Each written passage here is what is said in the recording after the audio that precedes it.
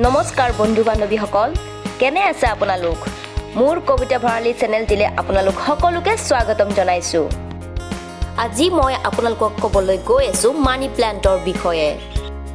সুখ সমৃদ্ধিৰ কাৰণে মানি প্লাণ্ট ক'ত ৰাখিব লাগে।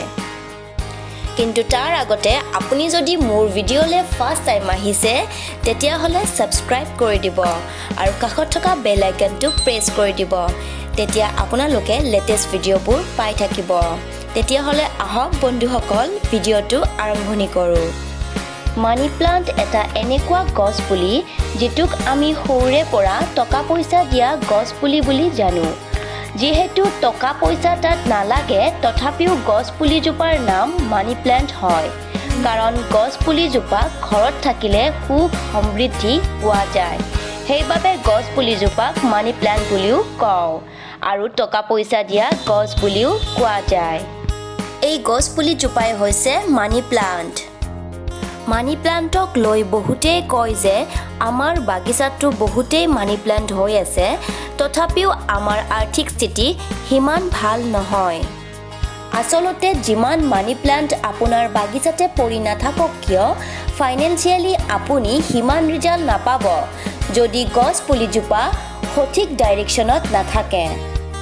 মই আপোনাক আজি ক'ম মানি প্লাণ্টৰ লগত কিছুমান জৰুৰী কথা। কি কৰিব মানি প্লাণ্টক লৈ আৰু কি নকৰিব। আপুনি জানেনে, মানি প্লাণ্ট বহুত মহত্বপূৰ্ণ হয় যেতিয়া আপুনি সঠিক ডাইৰেকশ্যনত ৰাখিব আৰু ইয়াৰ ফলত সুখ সমৃদ্ধি, ধন টকা পইচা আৰু লক্ষ্মী দেৱীৰ আগমন ঘটে। সকলো কামতে আপুনি সফলতা অৰ্জন কৰিব।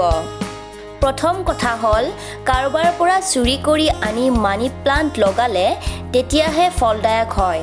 চুৰি কৰা ভাল কথা নহয়, কিন্তু মানি প্লাণ্টৰ ক্ষেত্ৰত কোনো সম্ভ্ৰান্ত ঘৰৰ পৰা মানি প্লাণ্ট চুৰি কৰি আনি মানি প্লাণ্ট লগালে বহুত ভাল ৰিজাল্ট আপোনালোকে দেখা পাব।